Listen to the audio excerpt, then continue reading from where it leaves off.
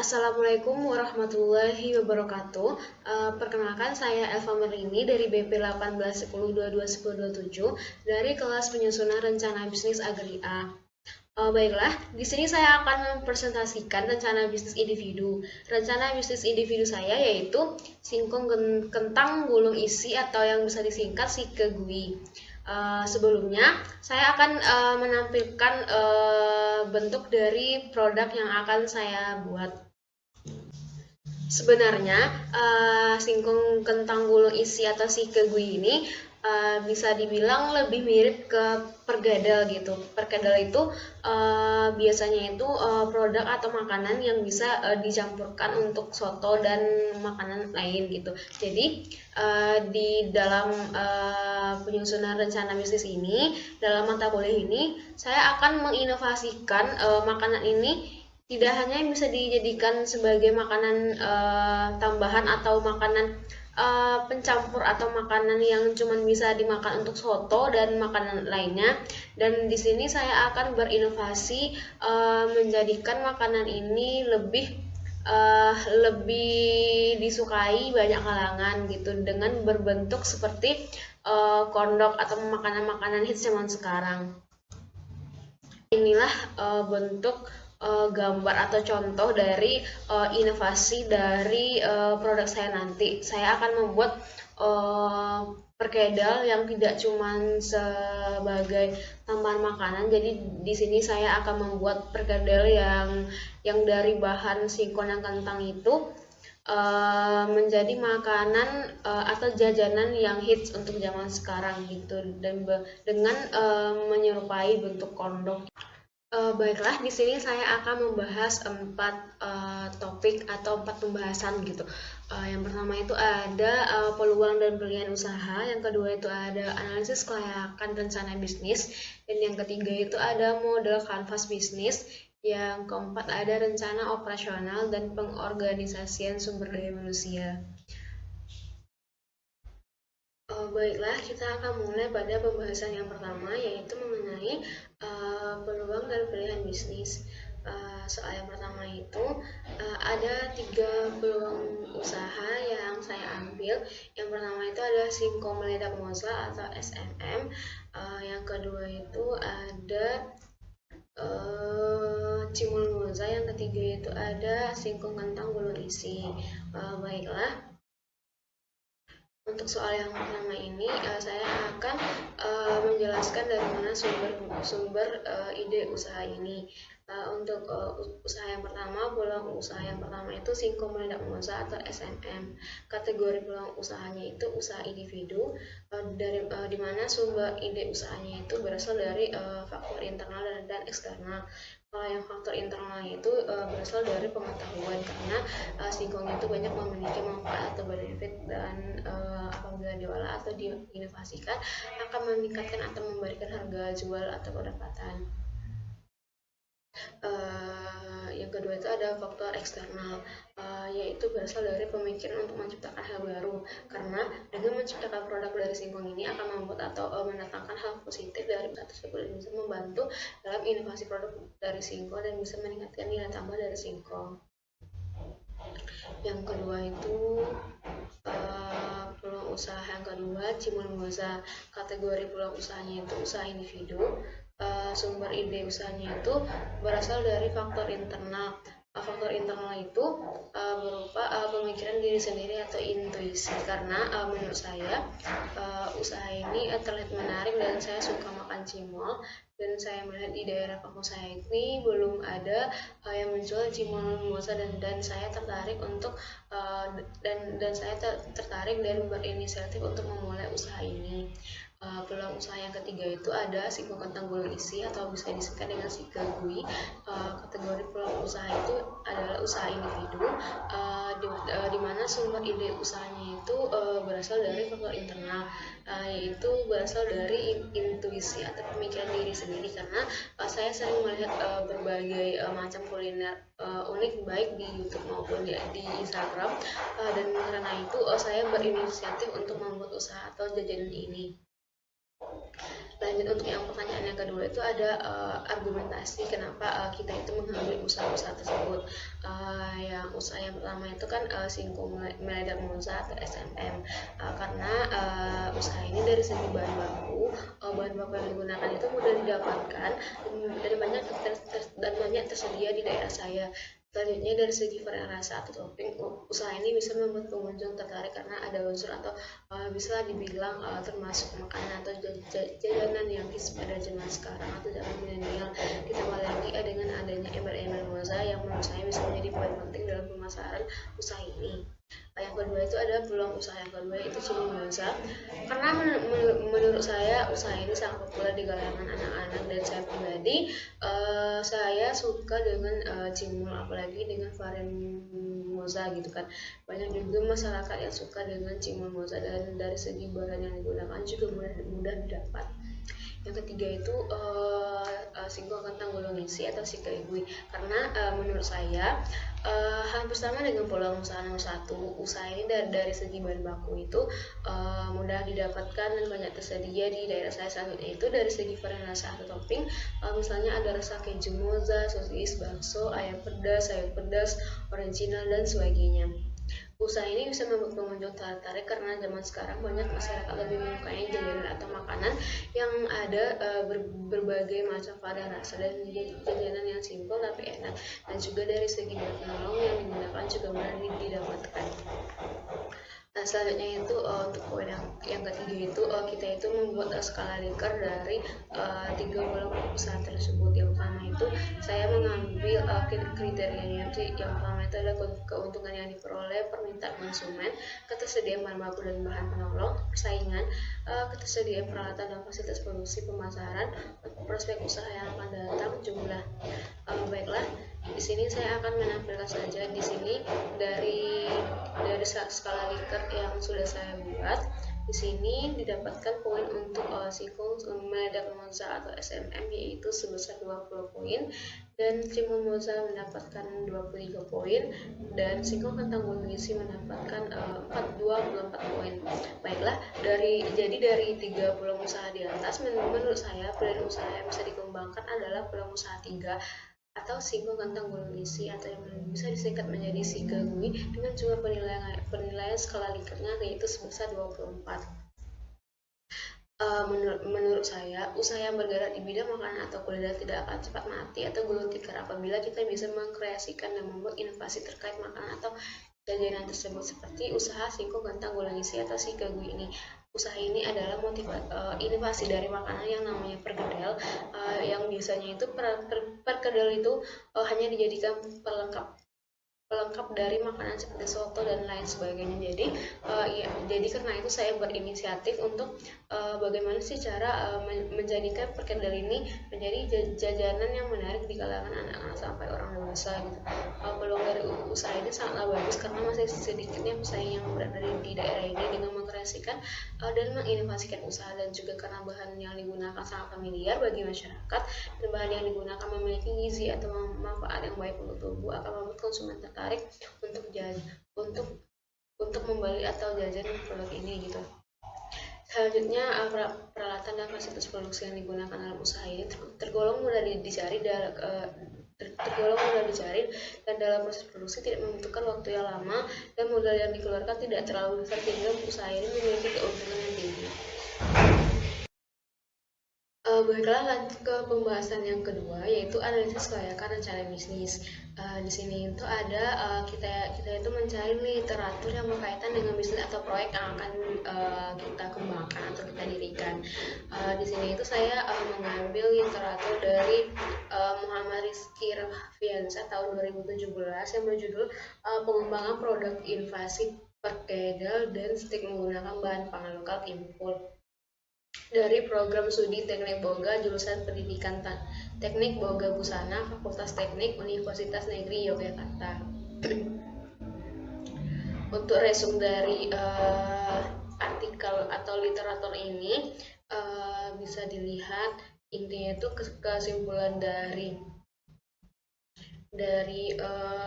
literatur ini yaitu menggunakan bahan kimpul. Bahan kimpul itu seperti ubi, untuk membuat perkedel dan sticknya itu gitu. Untuk badan alatnya juga bisa dilihat di sini.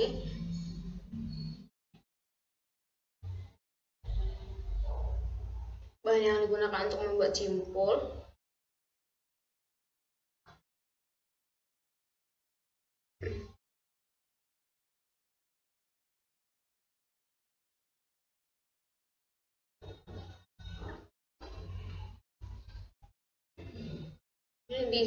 Di sini ada perhitungan dari harga jual produk Tadelpool.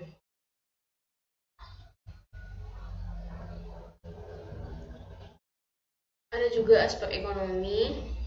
Nah, lanjut ke deskripsi dari analisis sederhana terkait aspek teknis, aspek kelembagaan, organisasi manajerial, aspek sosial, aspek komersil, aspek finansial, dan aspek ekonomi dari usaha saya sendiri. Usaha saya yaitu singgung kentang bolu ngisi atau sikagui. Aspek teknisnya yaitu merupakan aspek yang berhubungan dengan input atau penyediaan dan output barang dan jasa.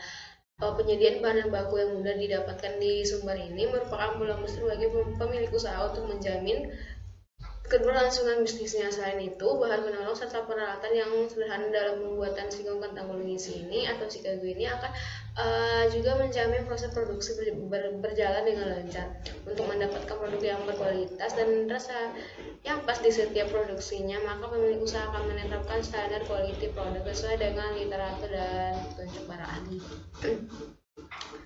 Selanjutnya itu aspek kelembagaan, organisasi, dan manajerial. Aspek kelembagaan ini pada bisnis ini yaitu mengurus perizinan PIRT atau produksi industri rumah tangga kepada dinas kesehatan yang berfungsi sebagai izin edar produk pangan secara legal. Selain itu, dengan adanya PIRT ini maka produk dinyatakan layak beredar di pasaran sehingga mampu bersaing di pasar secara luas, meningkatkan kepercayaan pembeli terhadap produk serta produk mampu masuk ke retail besar dan ternama.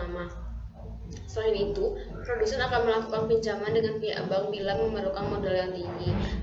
Aspek organisasi pada bisnis ini yaitu dengan menyusun struktur organisasi sehingga setiap tenaga kerja dalam usaha singkong kentang bolu ngisi atau sikagui ini memiliki garis wewenang dan tanggung jawab dalam pelaksanaan tugasnya. Selanjutnya itu ada aspek manajerial pada bisnis ini yaitu menetapkan tenaga kerja sesuai ahlinya sehingga mampu mencapai tujuan usaha seperti kemampuan manajemen segala input usaha baik bahan baku, keuangan, jadwal produksi, pemasaran, dan lain-lain. Selanjutnya itu ada aspek sosial dari usaha ini yaitu mampu membuka lapangan pekerjaan bagi masyarakat sekitar. Lapangan pekerjaan ini diutamakan bagi masyarakat yang memiliki keterampilan dalam hal berbisnis dan mengelola usaha ini. Adanya bisnis ini akan menambah keterampilan dan motivasi serta memotivasi masyarakat di sekitar dalam berwirausaha. Selanjutnya itu ada aspek komersil. Yang pertama itu melakukan promosi baik secara langsung maupun melalui media sosial. Promosi yang secara langsung ini dilakukan dengan ikut bazar dalam event-event besar sehingga membuat masyarakat luas mengenal produk singkong kentang bolu ngisi. Sedangkan melalui media sosial dengan cara membuat akun Instagram, Facebook, dan melalui marketplace.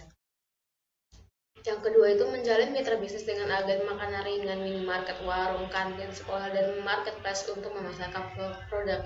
Yang ketiga itu produk ini juga dijual sendiri di toko yang lokasinya sama dengan tempat produksi. Yang kelima itu adalah aspek finansial yaitu melakukan penyusunan anggaran, memperhitungkan seluruh biaya produksi. Bila biaya yang diperlukan untuk memulai usaha ini tinggi, maka produsen akan melakukan pinjaman dengan pihak bank, melakukan manajemen keuangan yang baik. Aspek ekonominya yaitu meningkatkan pendapatan petani singkong dan kentang, yaitu pembelian bahan baku singkong dan kentang akan meningkatkan pendapatan petani sekitar lokasi usaha. Kedua itu meningkatkan pendapatan masyarakat yang tergabung sebagai tenaga kerja, yaitu bertambahnya pendapatan tenaga kerja sekitar lokasi usaha. Yang ketiga itu meningkatkan pendapatan negara melalui pajak yang dibayarkan. Usaha yang dijalankan nanti tentu akan membayarkan pajak kepada pemerintah seperti pajak bangunan, biaya pengurusan surat izin usaha, biaya listrik, PDAM, dan sebagainya. Baiklah, lanjut ke tugas yang ketiga atau pembahasan yang ketiga yaitu model kanvas bisnis. rencana bisnis saya yaitu singkong kentang bulu isi atau bisa disingkat dengan sikegui. Yang pertama itu dalam model bisnis kanvas itu ada berbagai macam kriteria atau segmen-segmennya yang penting dalam model kanvas bisnis ini. Yang pertama itu ada customer segment. Dalam usaha ini customer segmennya yaitu masyarakat umum atau semua kalangan. Yang kedua itu ada peminat jajanan atau cemilan atau kulineran. Yang ketiga itu ada pengunjung supermarket. Yang kedua itu ada value proposition. Di sini saya mengambil yaitu kemasan produk itu dengan berbagai macam ukuran. Misalnya itu ada yang dalam satu kemasan itu ada satu pitch, ada yang 2 pitch gitu.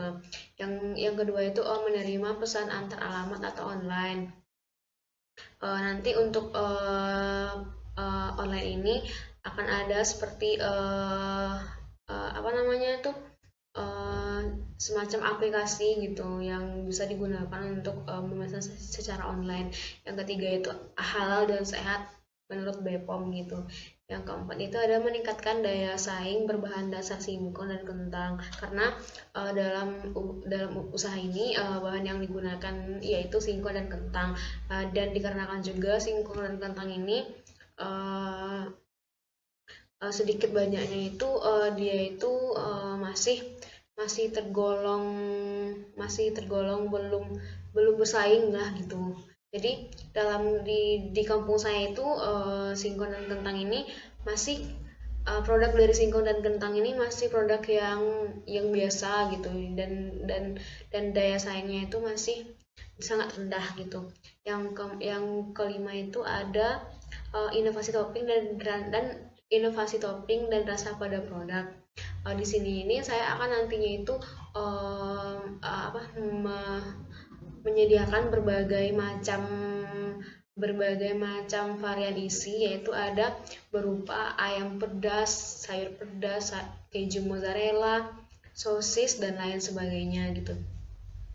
Lanjut untuk bagian yang ketiga yaitu channels. Channelsnya itu ada nanti berupa brosur, bazar. Seandainya nanti kalau yang bazar ini misalnya ada bazar di tempat-tempat tertentu, jadi saya akan membuka gitu dan ikut serta dalam kegiatan tersebut gitu. Selanjutnya itu ada media online, sosial media, pengguna media online atau sosial media, pedagang toko. Lanjut yang keempat itu ada customer relationship gitu. Di sini ini yaitu ada penjualan langsung online atau outlet gitu.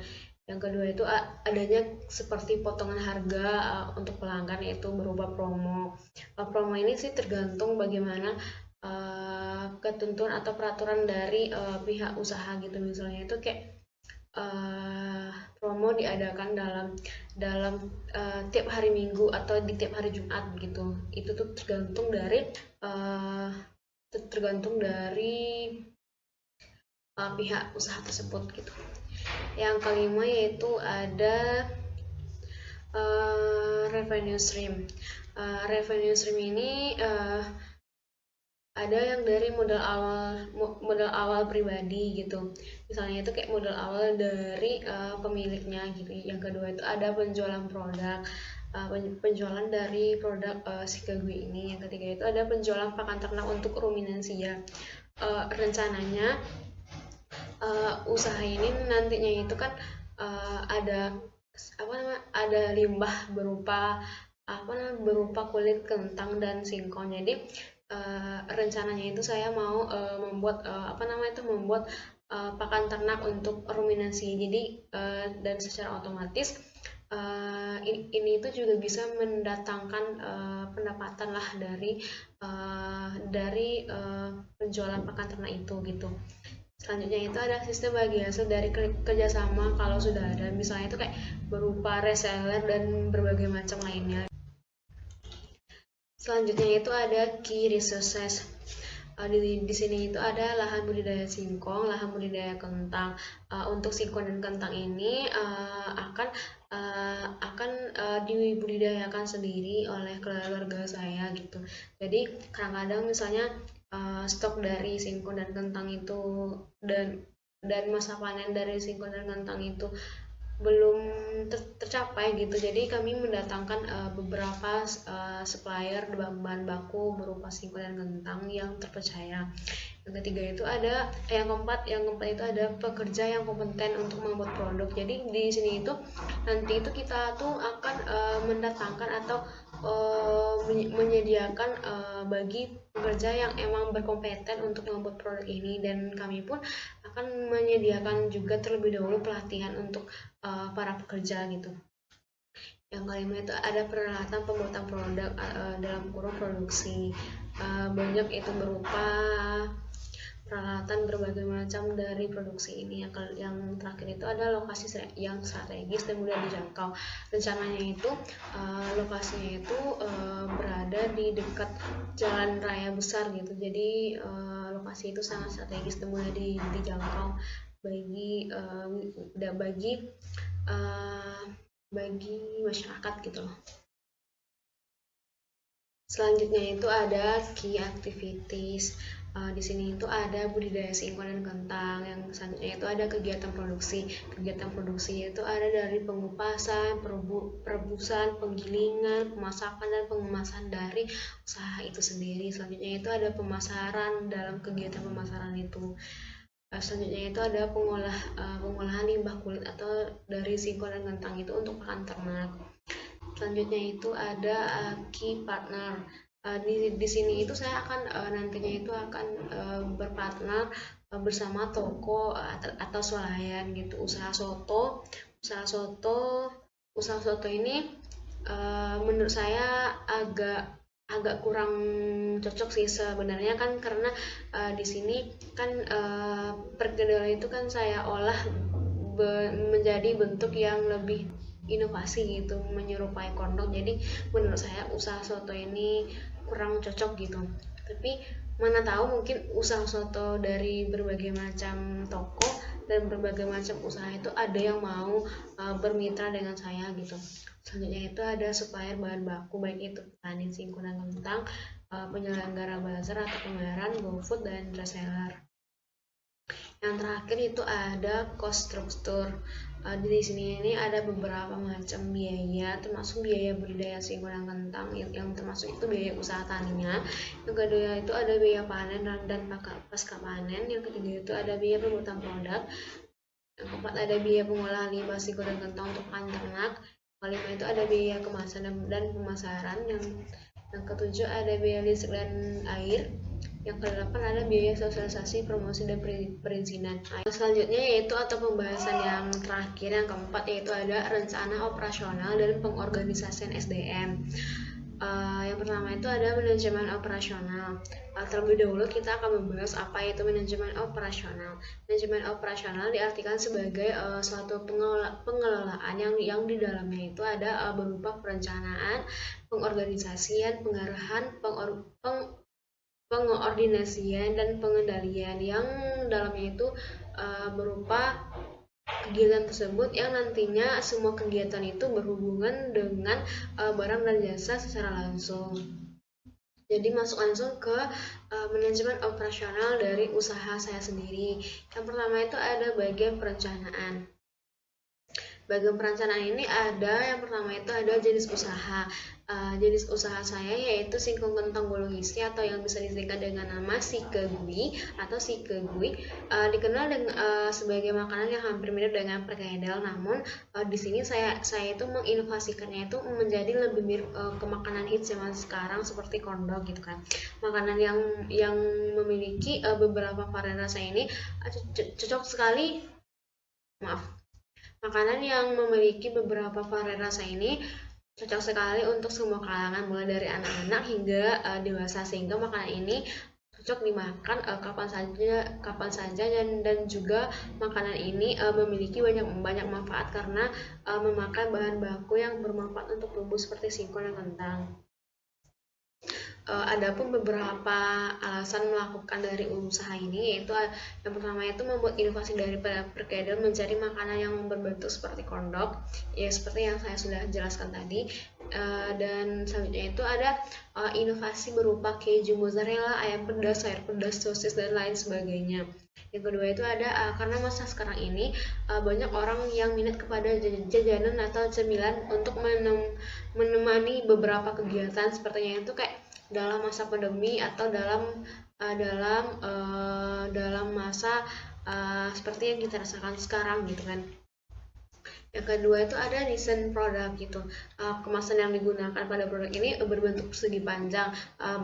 Ukuran dari kemasan ini akan disesuaikan dengan isi produk di dalamnya. Itu ada yang 1 piece, ada yang 2 piece di dalamnya. Kemasan yang digunakan itu transparan sehingga isi dari produk itu dapat terlihat. Dan pada kemasan itu juga akan diberikan logo yang berfungsi sebagai identitas dari usahanya itu. Selanjutnya itu ada bahan baku dan bahan penolong.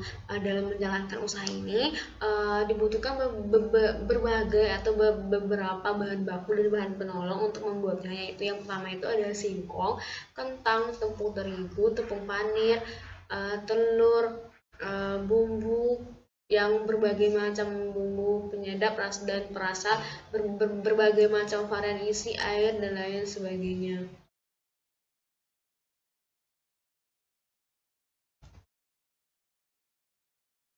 Selanjutnya itu ada bahan baku dan bahan penolong.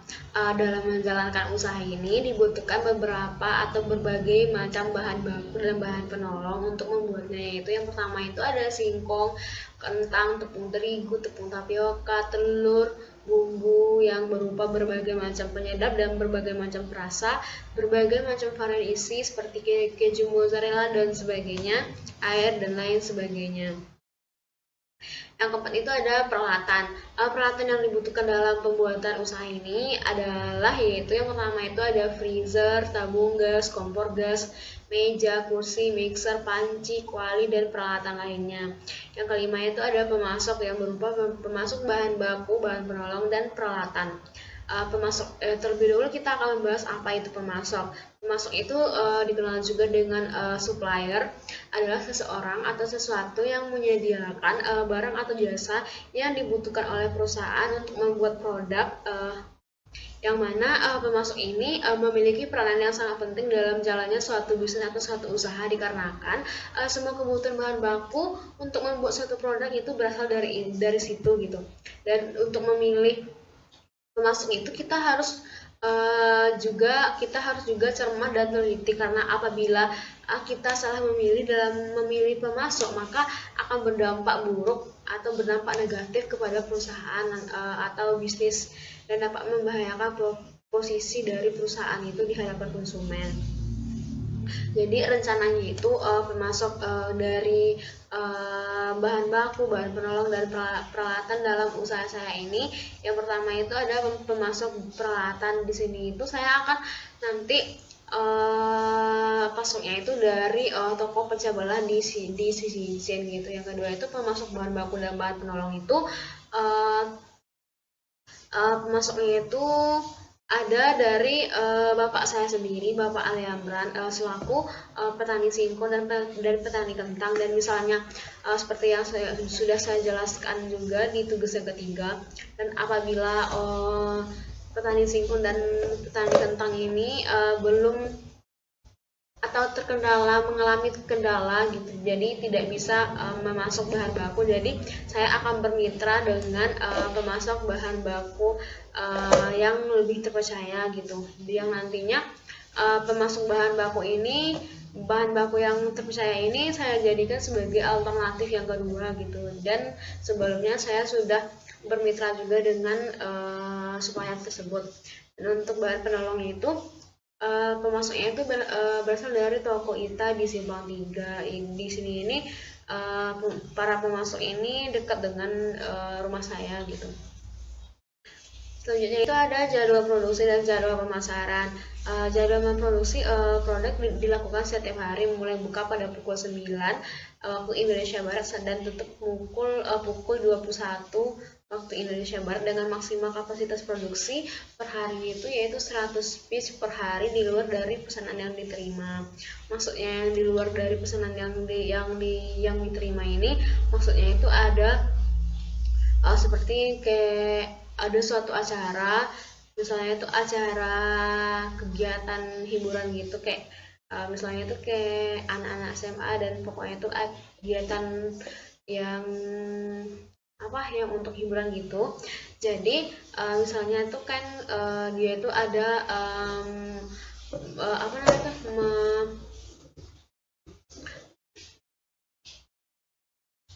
maksudnya yang di luar dari pesanan yang diterima itu misalnya ada yang memesan gitu, memesan untuk besok itu dia memesannya itu misalnya itu 20 piece 20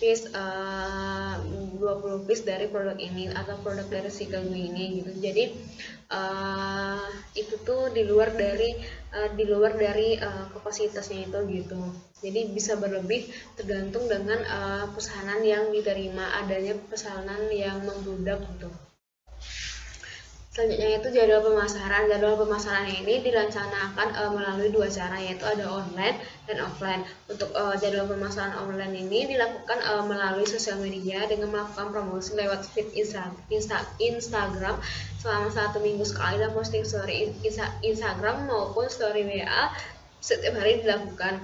Untuk jadwal pemasaran offline itu dilakukan dengan cara menjual secara langsung produk kepada konsumen dan juga dengan membagikan brosur terkait produk itu setiap hari gitu. Yang ketujuh itu ada proses produksi dan proses produk.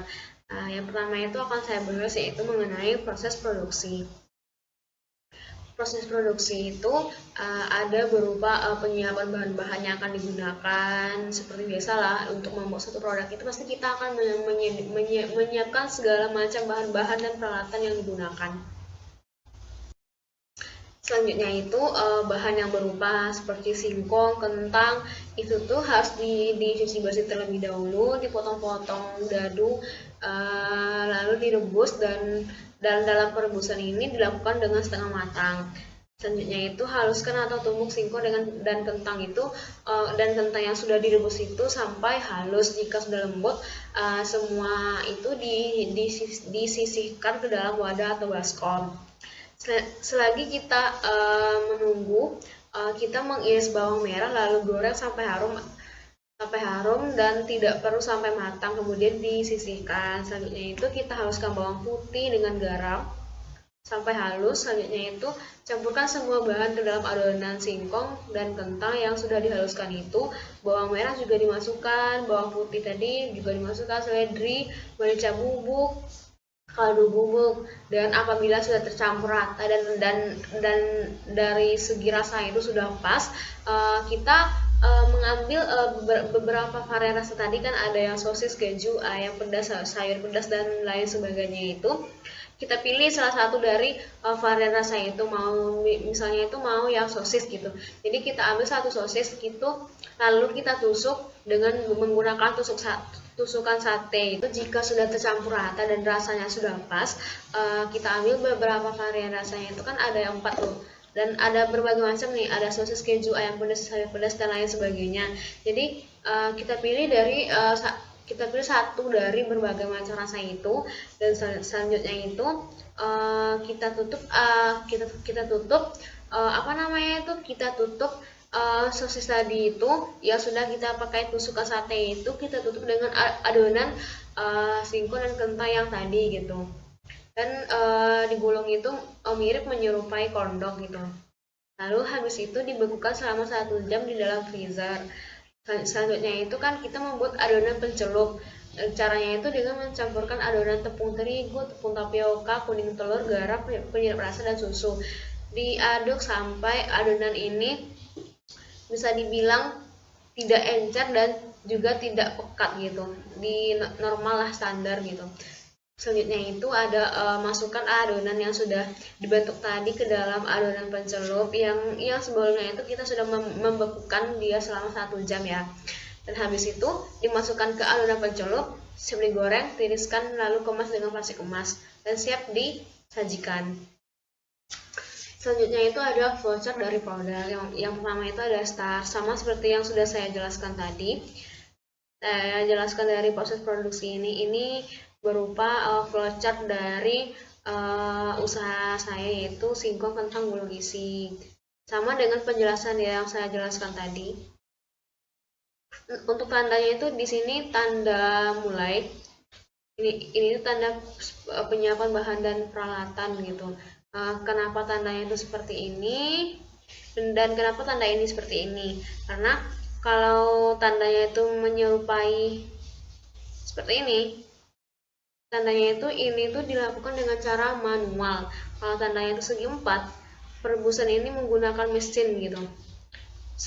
Suatu kegiatan yang dilakukan itu menggunakan mesin gitu.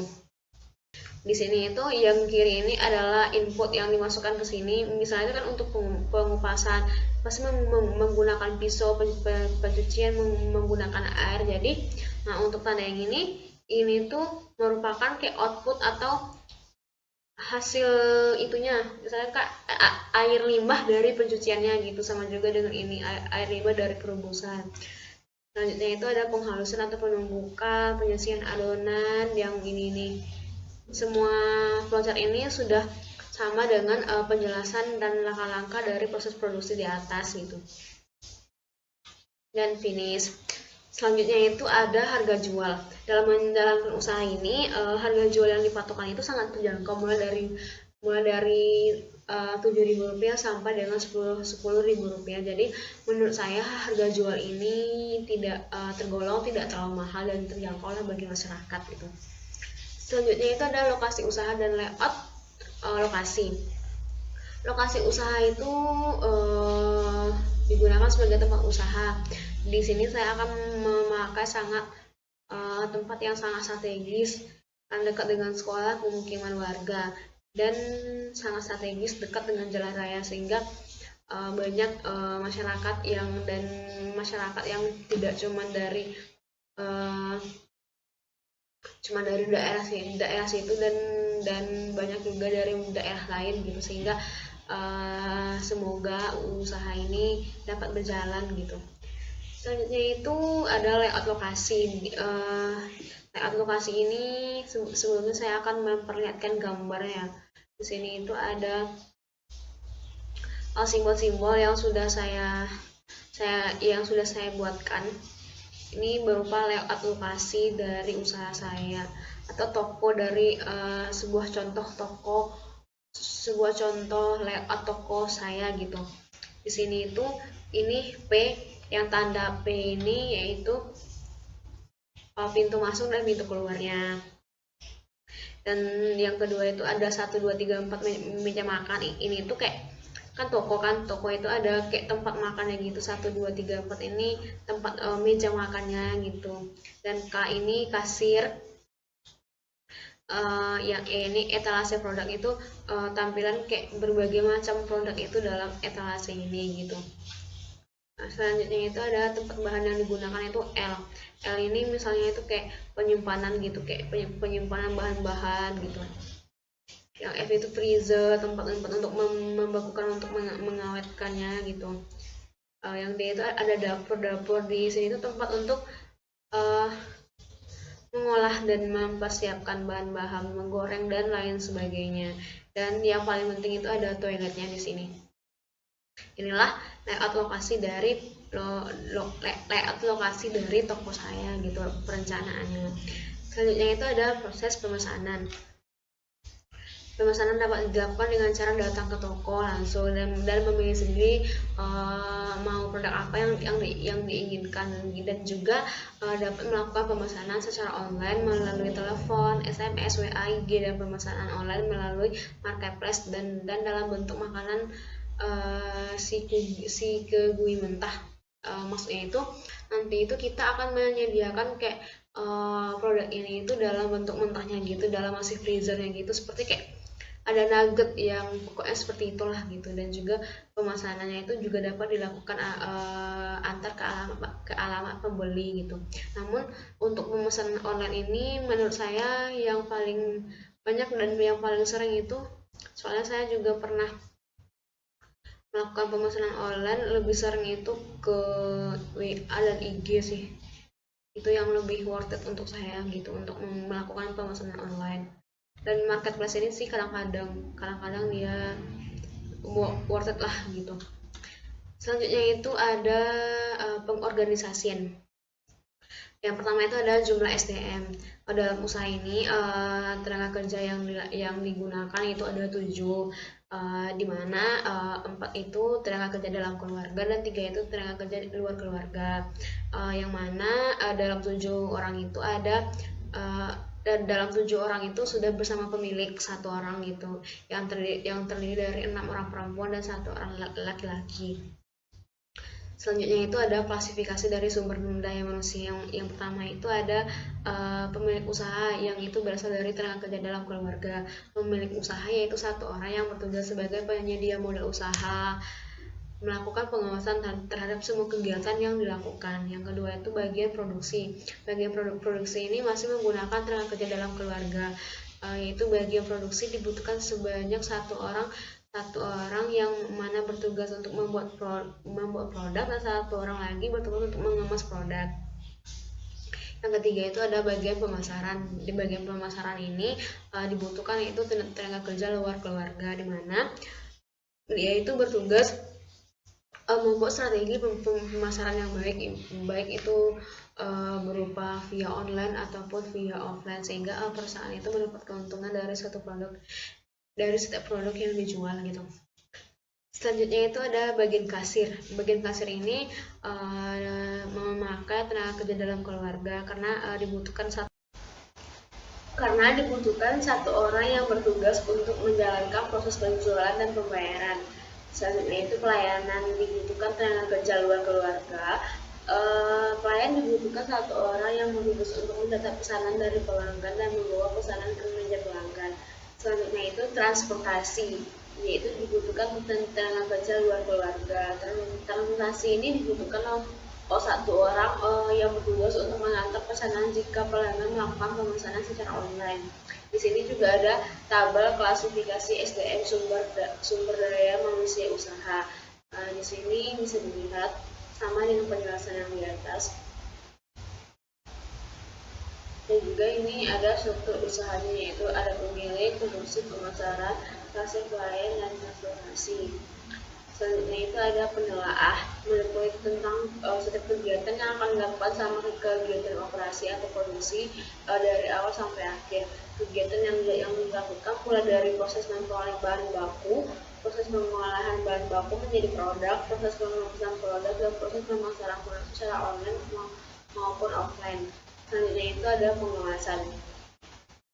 Pengawasan itu mencakup semua aktivitas yang bertujuan untuk mengarahkan dan menjamin agar semua kegiatan yang dilakukan dapat berjalan dengan lancar.